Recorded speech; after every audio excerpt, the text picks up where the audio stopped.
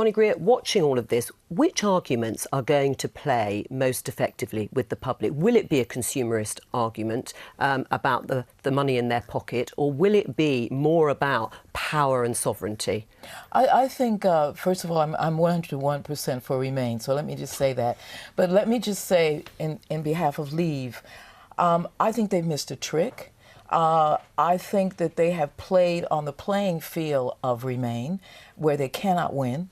Remain has a lot of logic on its side. If you got all of these big financiers, world heads saying don't do it, and the argument that they bring out is very logical. I think what Leave's argument is, if I can say so, is about something much deeper, and it's about a feeling of liberty. And I can say this as someone American-born, and I'm sort of giving this away, but, you know, I think Leave hasn't done that.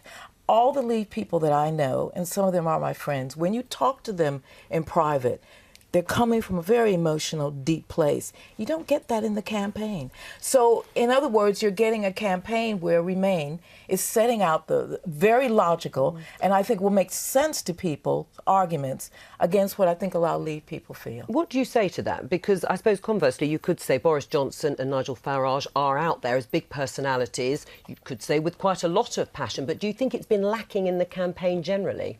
Well, I think there's certainly a lot of passion in the campaign. I mean, I think Bonnie's right to the extent to which sometimes it hasn't got over, you know, at the heart of this is, do we want to be an independent, self-governing nation again? We did manage to run our own affairs. Are we not pretty an well. independent, self-governing nation No, then now? no, just take, for example, the Jeremy Paxman programme. At the end of it, he said very clearly, after a very balanced programme, you know, British national sovereignty has been lost. The question for us is, has it been worth it? There is no question the European Union is a political project, and we no longer have the power to make our own laws.